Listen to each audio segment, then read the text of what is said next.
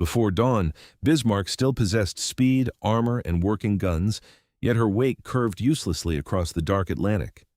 British battleships were closing from the west, approaching a target that could fight fiercely but could no longer choose its direction. At the stern, seawater pressed around damaged steering gear, while engineers confronted a problem armor and heavy guns could not solve. With one rudder jammed, the massive ship answered her engines by turning, tracing circles where an escape course should have been. The trap had not been closed by another battleship, but by aircraft that looked misplaced over a modern naval war. Fairey Swordfish biplanes carried fabric wings, fixed landing gear, and torpedoes beneath frames already considered obsolete before the chase began. Understanding their success requires returning 3 days before the circling wake, when Bismarck entered the Atlantic with a very different purpose. Germany did not send its newest battleship west to seek a ceremonial duel with the Royal Navy's strongest concentration. Her mission was commerce warfare, breaking into convoy routes where merchant hulls, escorts, and ocean distance offered targets and concealment. The heavy cruiser Prince Eugen accompanied her, adding another raider that British commanders would have to locate, shadow, and contain. Every successful breakout threatened the shipping lifeline carrying food, fuel, weapons, and raw materials from the New World toward Britain. Bismarck combined heavy armament, protection, and speed, qualities that made interception dangerous without making the ship invulnerable or self-sufficient. A raider still depended upon fuel, weather, reconnaissance, communications, and freedom from damage serious enough to compromise speed or range. British intelligence and aerial reconnaissance detected the breakout, denying the German ships the anonymity on which their wider mission depended. Once reports placed them near the Northern Passage, British forces moved toward the Denmark Strait, where geography narrowed the possible routes. Detection did not provide perfect knowledge. Positions aged quickly at sea, weather interfered, and every pursuing ship consumed precious fuel. The immediate British objective was therefore interception, before Bismarck disappeared into open Atlantic spaces and chose weaker targets on favorable terms. HMS Hood and the new HMS Prince of Wales approached the strait, becoming the force positioned to challenge the German breakout. Hood carried immense prestige, but her presence did not simplify the engagement. Identification, approach angle, and protection still governed survival. Prince of Wales added modern heavy guns, yet the British formation still had to close against opponents already moving through confined waters.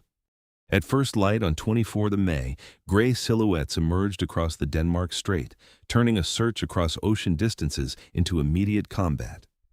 The Germans needed passage and operational freedom. The British needed to block them before distance restored the raiders' strategic advantage. The approaching formations offered little time for correction, while smoke, range, and similar profiles complicated the task of identifying targets. Heavy guns opened across the cold water, and each side's earlier calculations became subordinate to visibility, range, armor, and rapidly changing bearings. The engagement lasted only minutes before its consequences exceeded anything the pursuit had yet produced, both tactically and psychologically. Bismarck and Prince Eugen concentrated effective fire, while the British ships pressed an approach that exposed them during the closing exchange. Then, Hood vanished behind an immense eruption. When smoke and spray settled, the celebrated battlecruiser was no longer fighting. Her destruction was extraordinarily sudden, transforming a planned interception into catastrophe before the British formation could recover its balance. Debris and smoke marked the water where Britain's most famous warship had sailed, while Prince of Wales remained under concentrated pressure. The new battleship suffered serious damage and eventually broke away, leaving the German force with the passage apparently open ahead. From the visible outcome, Bismarck had won the encounter. Hood was destroyed, Prince of Wales damaged, and no capital ship barrier remained directly ahead. That appearance concealed the constraint now shaping every German choice. Bismarck had also been hit during the brief exchange.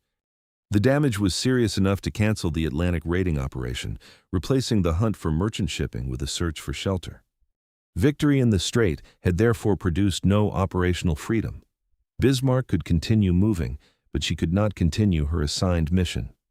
Occupied France offered ports, repairs, and protection, provided the battleship crossed the remaining ocean before British forces regained contact. The German commander turned toward that refuge, accepting a race whose outcome depended less on gunnery than distance, speed, and detection. Behind Bismarck, the Royal Navy faced an ugly calculation. Its strongest nearby interception had failed, and the target remained mobile. Hood's loss intensified the pursuit, but urgency could not move battleships faster. Search reports still had to become workable interception courses. Every mile toward France shortened Britain's opportunity, while every uncertain position widened the sea through which its scattered forces must search. Bismarck had escaped the battlefield, not the consequences of battle. Ahead lay safety, while astern the chase reorganized around her damage. Prince of Wales withdrew because continued exposure could sacrifice another capital ship without restoring the shattered interception line that morning. Her damage also denied the British an immediate second engagement, allowing Bismarck to widen the distance after Denmark Strait. Bismarck could therefore appear victorious to observers counting ships lost, although her commander now faced a fundamentally altered operation. Commerce raiding required freedom to choose routes and targets. A damaged battleship steering toward repair had already surrendered that freedom. Even if Bismarck met no further opposition, the original mission had failed because damage now dictated her destination and course. Reaching occupied France would place dockyards, defenses, and German-controlled waters between Bismarck and the pursuing Royal Navy at last. Until then, open water offered no fixed protection, and every British sighting could bring another force onto her path. The chase had become a race. News of Hood's destruction reached a navy already committed to protecting Atlantic traffic and defending widely separated commitments across the war. Bismarck represented more than revenge. If repaired, she could again threaten convoys sustaining Britain across the Atlantic during a critical war. Prime Minister Winston Churchill ordered the Navy to sink Bismarck, compressing strategic urgency and national shock into one objective. An order could not erase geography. British forces remained scattered, and the quarry was already moving toward friendly air cover. Commanders gathered every available force that might search, shadow, slow, or intercept the battleship before she reached harbor in France. Each role depended upon the others. A sighting without nearby striking power could reveal Bismarck without stopping her at all. Heavy ships carried the guns needed for a decisive engagement, but they first needed a reachable point of interception. Aircraft could extend the search and attack across distance, although weather, fading reports, and limited range narrowed their opportunities. Shadowing ships could preserve contact, but remaining near Bismarck risked drawing heavy gunfire from the battleship they followed across open water. The immediate problem was not destroying Bismarck outright. It was preventing her from reaching waters where interception became far harder. Position reports aged with every hour because a ship at speed could cross a broad search area quickly and unpredictably. A course plotted from stale information might send an entire formation toward empty ocean while Bismarck advanced elsewhere toward shelter. On Bismarck, the route toward France promised safety, but damage made arrival rather than combat the governing priority for the command. Avoiding another capital ship engagement conserved time and mobility, the two advantages still separating the battleship from capture or destruction. For British commanders, that logic meant Bismarck would probably favor progress over battle whenever she retained freedom to choose her course. That made slowing her the essential intermediate objective, even when available weapons could not realistically guarantee a sinking at sea. A torpedo did not need to defeat armor everywhere. Damage to speed or steering could deliver Bismarck to heavier ships. HMS Victorious provided the next opportunity, sending Swordfish against Bismarck on the day after the Denmark Strait battle during the continuing chase. Those aircraft achieved a torpedo hit, proving carrier aviation could reach the battleship despite her movement and defenses at sea. The damage was insufficient. Bismarck continued beyond the speed at which the home fleet's heavy guns could catch her. A successful hit had therefore failed its operational test, because the target remained capable of escaping the final engagement toward France. Hours spent closing the distance also carried Bismarck nearer protection, making every later attempt still more urgent and less replaceable. The Royal Navy continued concentrating ships, but concentration alone accomplished nothing unless one force could first limit Bismarck's movement decisively. Hood's loss supplied determination, not position. The ocean still demanded reconnaissance, communication, fuel, timing, and coordinated movement from every formation. Neither side possessed complete knowledge. German officers could not measure every pursuer, while British commanders worked from intermittent contact. Uncertainty encouraged opposite choices. Bismarck needed distance and concealment, while Britain needed renewed contact and an immediate slowing blow. Whenever reports faltered, search lines widened and interception estimates multiplied, consuming the margin Bismarck's damage had originally created for Britain. Near harbor, British options would contract because German protection could contest attacks and make a surface interception far harder to arrange. The pursuit was consequently approaching a boundary, not merely another coordinate. Beyond it, Bismarck might become effectively unreachable for the pursuers. One carrier now mattered disproportionately. HMS Royal was moving toward a position from which aircraft could intervene again.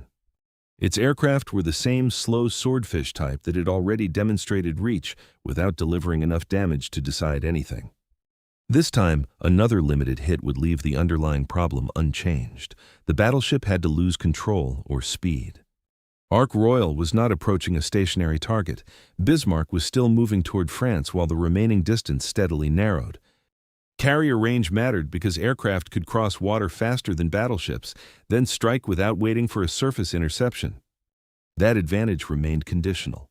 Royal's position, the target's reported course, weather, daylight, and launch timing all had to align. Bismarck's commander had sound reasons to keep pressing southward. Delay invited converging enemies, while France offered repair and protection. Turning to fight a shadowing ship could consume time without removing every observer, and fresh reports might still escape by radio. Speed, therefore, remained Bismarck's strongest defense, even after earlier damage had transformed the raider into a ship seeking sanctuary. British battleships remained powerful only if geography granted them an engagement. Otherwise, their heavy guns would arrive behind an empty horizon. Royal offered a way to alter that geography by carrying torpedoes ahead of the surface force closing from behind. On 26 May, the pursuit entered its final practical window, with Bismarck continuing toward the protection of occupied France. A strike arriving too late might find German air protection stronger, darkness complete, or the target beyond useful interception range. Royal's air group faced a task already tested by Victorious. Reaching Bismarck and scoring any hit would not be sufficient. The previous torpedo had damaged the battleship without slowing her enough, showing how tactical success could leave the strategic position unchanged. Another blow against armored sections might produce little effect, while a miss would spend fuel, daylight, and the remaining opportunity. The aircraft available for this burden appeared poorly matched against one of the world's newest and most heavily armed battleships. Fairey Swordfish retained fixed landing gear and braced biplane wings, features belonging visually to an earlier generation of aviation. Their slow speed made them vulnerable, but it also supported controlled low-level approaches required for releasing aerial torpedoes into the sea. No pilot could direct a torpedo after release. Course, height, speed, and distance had to create the intended path beforehand. Once dropped, the weapon entered moving water against a moving ship whose course could change during the attack itself. Bismarck's defensive fire added another constraint, forcing each crew to complete that approach while the battleship maneuvered beneath them. The Swordfish crews could not expect their torpedoes to sink such a ship quickly through armor, subdivision, and sheer displacement. Their useful objective was narrower: reduce speed, damage steering, or otherwise hold Bismarck where the approaching fleet could reach her. That division of labor made the carrier decisive without making it sufficient. Aircraft could create the battle, not necessarily finish it. 15 Swordfish were prepared for the final attempt, each representing one possible approach against distance, weather, defenses, and failing daylight. Deck crews worked around fabric-winged aircraft and suspended torpedoes, converting a strategic emergency into checks, fuel, signals, and launch order. Nothing about those preparations guaranteed contact. The aircraft still needed a reliable position across an ocean, offering few visible reference points. Navigation errors could consume the available light, while scattered approaches risked weakening the concentrated attack needed against a maneuvering battleship. British reports now had to accomplish more than maintain awareness. They had to guide Ark Royal's aircraft toward a shrinking opportunity. A reported position became useful only after allowing for Bismarck's speed and course during the time required to reach it. Pilots would therefore search near an estimated future location, not simply fly toward the point where the battleship had been observed. Bismarck could complicate that estimate by altering course, though every major deviation also delayed her progress toward the French coast. The Germans faced no safe choice between predictability and delay. A direct course aided escape, but also aided British interception calculations. Remaining mobile still favored Bismarck because the British surface forces had not yet converted their pursuit into effective gun range. Their task depended upon an aircraft attack occurring far from them, under conditions they could neither control nor directly observe. Aboard Bismarck, earlier damage remained serious but manageable enough for continued movement, sustaining confidence in the route toward repair facilities. Engines still pushed the battleship onward, and her steering still translated that power into a purposeful course across the Atlantic.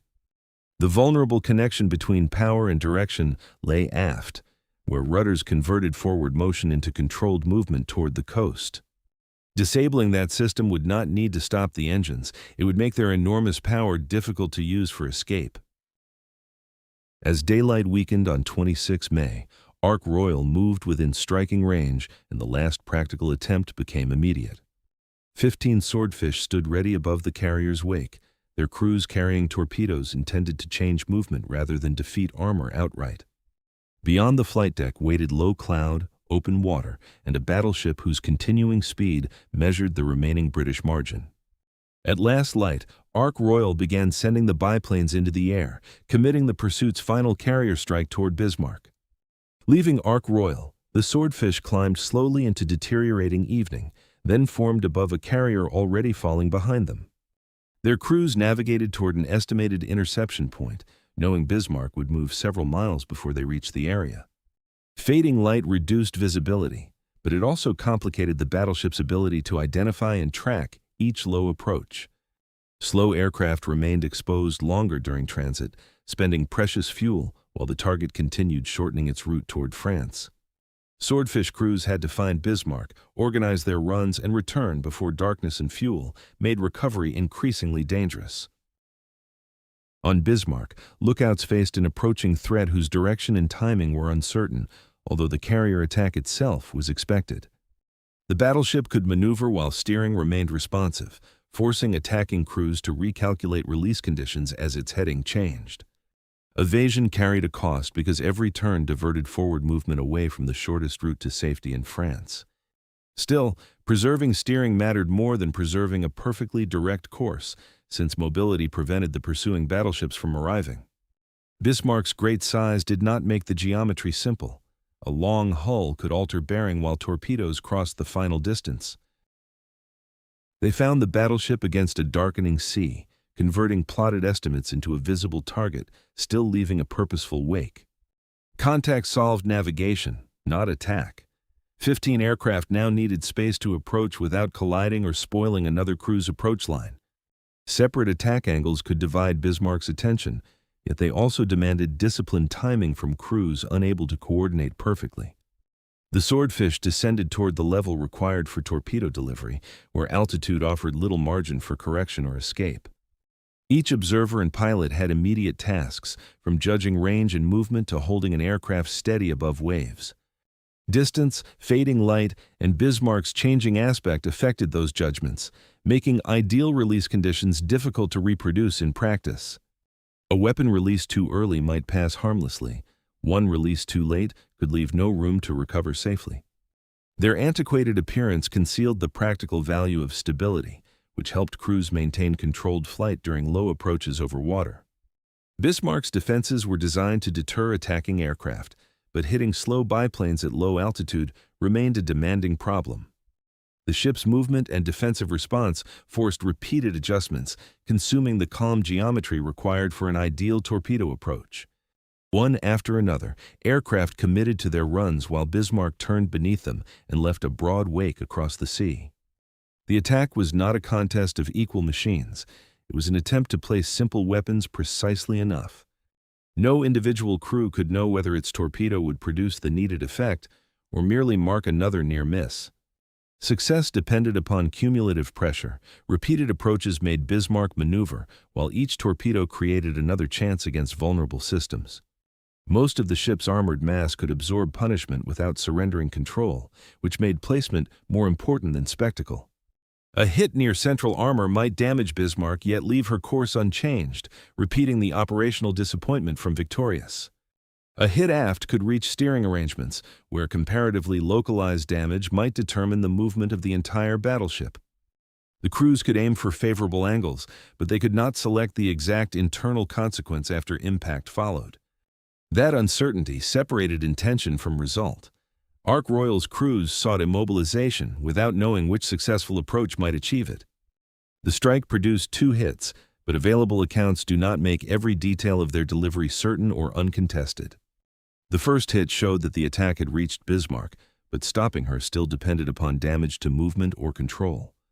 Bismarck remained capable of continuing, so the central British requirement stayed unresolved despite another torpedo finding the enormous ship.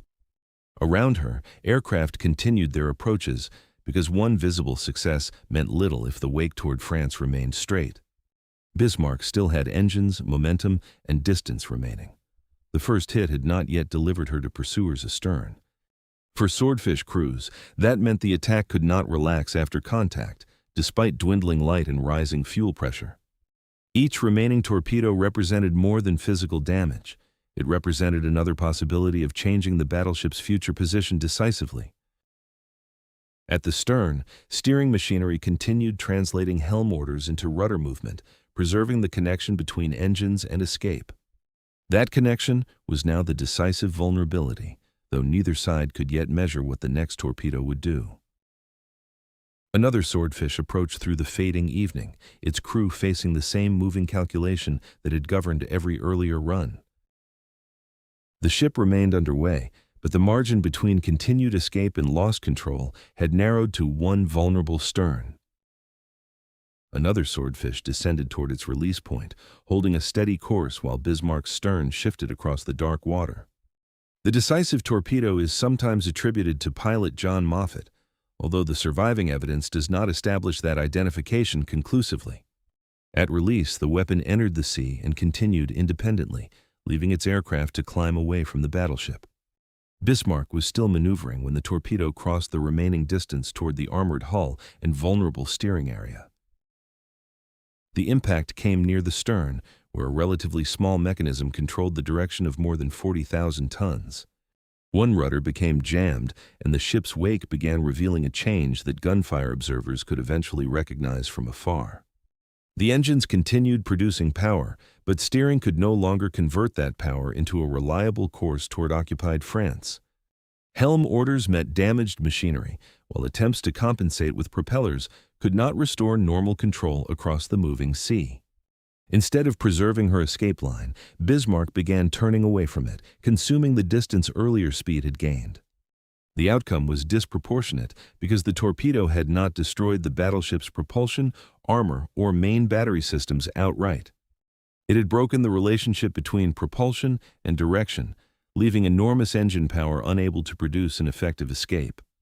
A ship built to survive heavy punishment now depended upon exposed steering equipment and the men attempting to recover it. Initial uncertainty remained aboard both sides because a hit could be confirmed before its full mechanical consequence became clear. Swordfish crews saw Bismarck turning, yet darkness, defensive maneuvering, and separation made immediate interpretation difficult from their scattered aircraft. Their mission was ending as fuel and light declined, forcing the biplanes to disengage without watching the final result unfold. Returning crews carried observations rather than certainty, and Ark Royal still needed reports translated into an operational assessment quickly. 2 torpedo hits mattered only if one had altered Bismarck's speed or steering enough for surface forces to intercept. Flight deck crews prepared for recoveries in deepening darkness, an exacting task after the strain of low attacks over open water. Aircraft returned individually, their safe arrival completing the carrier's immediate work while the larger chase remained unresolved beyond sight. The strike could not be repeated indefinitely, and daylight would soon belong to the approaching surface fleets rather than aviation. Aboard Bismarck, the turning response exposed damage more clearly than any British report, as ordered headings became impossible to hold. Changing engine revolutions offered some influence, but a battleship's propellers could not simply replace a jammed rudder in Atlantic conditions. The hull answered unevenly, and efforts to steer with power alone produced broad turns instead of controlled progress southward.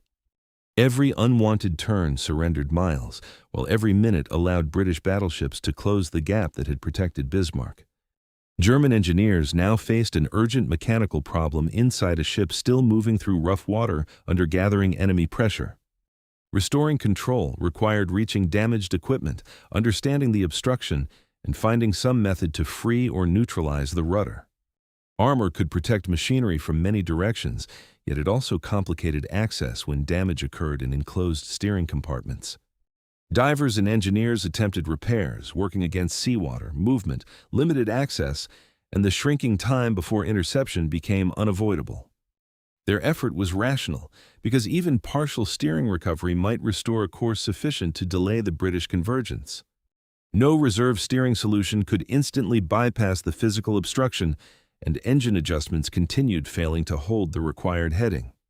Bismarck's commander could still signal, maneuver imperfectly, and prepare for battle, but the route to France was slipping away.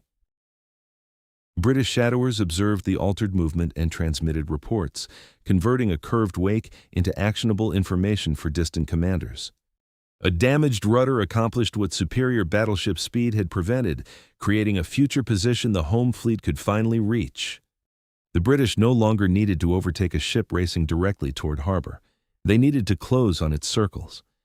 Reports of Bismarck's steering failure changed fleet calculations, turning an increasingly hopeless stern chase into a feasible morning interception.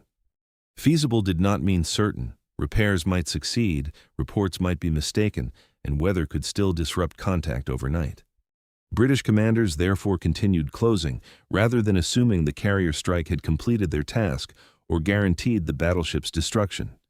Cruisers maintained pressure and contact while heavier units advanced, each report narrowing uncertainty about Bismarck's position and behavior overnight. The Swordfish had not won the surface battle. They had removed the geographical advantage that allowed Bismarck to avoid it. Through the night, German repair efforts continued inside the circling ship, while British heavy guns steadily approached from beyond the horizon. Through the night, Bismarck's engines continued driving, but the jammed rudder converted their power into broad, unwanted turns across the Atlantic. Each curved wake confirmed the same failure. Propulsion remained available, while direction had become the ship's decisive shortage. Engineers worked inside cramped steering spaces, where damaged equipment, seawater, and violent movement restricted both access and leverage for repairs. Divers also attempted to reach the problem from outside, entering cold water around a stern that would not remain steady. Freeing the rudder required more than locating damage. It required overcoming forces imposed by water against the moving surface. Even a temporary release might restore enough steering to resume progress, forcing British commanders to recalculate their interception once again. Failure meant the opposite. Every rotation surrendered distance and placed Bismarck nearer the converging heavy ships behind her.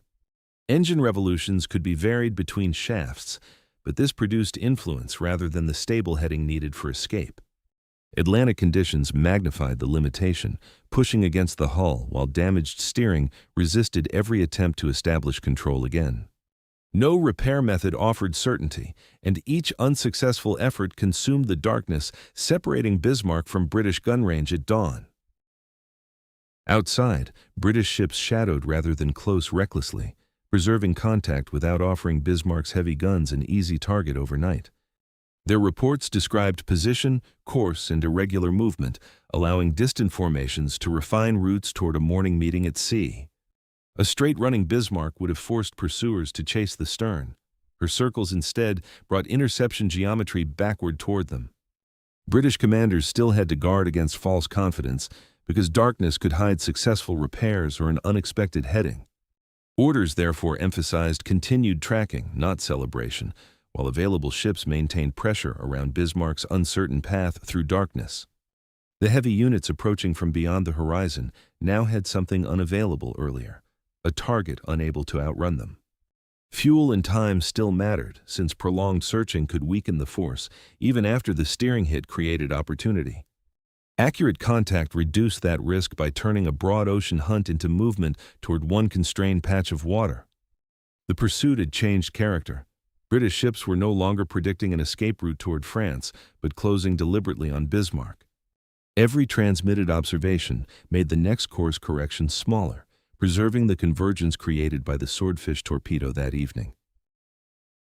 Inside Bismarck, the repair teams lacked the luxury of treating steering damage as an isolated engineering failure for long. If they restored control, the ship might again use speed and remaining darkness to complicate interception before morning arrived. If they could not, preparations had to shift toward fighting from a position determined largely by current and damage. That tension linked every mechanical attempt to the approaching fleet, although the engineers could neither see nor delay it. Repeated tests produced no dependable heading. Bismarck continued responding to propulsion with motion that failed to become escape toward France. The circle was not always geometrically perfect, but the practical result remained unmistakable. Meaningful southward progress had ended. Occupied France was still the intended destination, yet distance now functioned as a barrier instead of shrinking protection ahead. Bismarck retained formidable guns and armor, so loss of navigation did not make the coming interception harmless or simple. It made interception possible, leaving the outcome to surface forces that still had to approach and engage effectively at dawn. Aircraft had transformed the geometry, but they had not erased Bismarck's capacity to resist once British ships arrived nearby.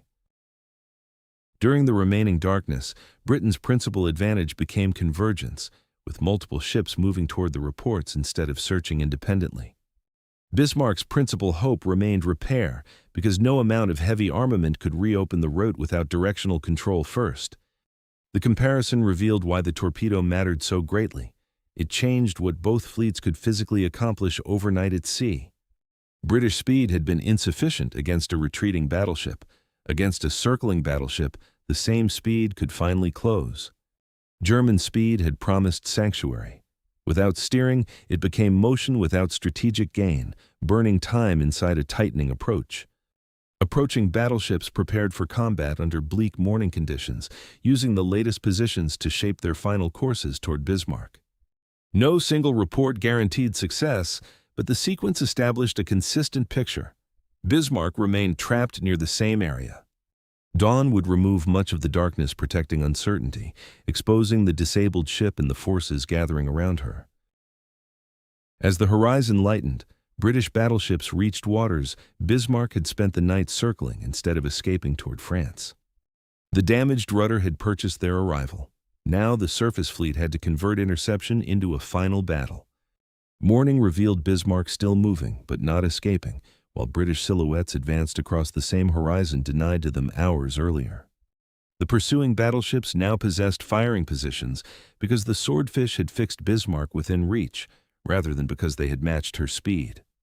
Bismarck remained dangerous, with heavy guns and armor intact enough to demand a deliberate approach from the surrounding British force. British heavy guns opened the final engagement, and smoke soon obscured Bismarck's superstructure above a sea crowded only by distant silhouettes.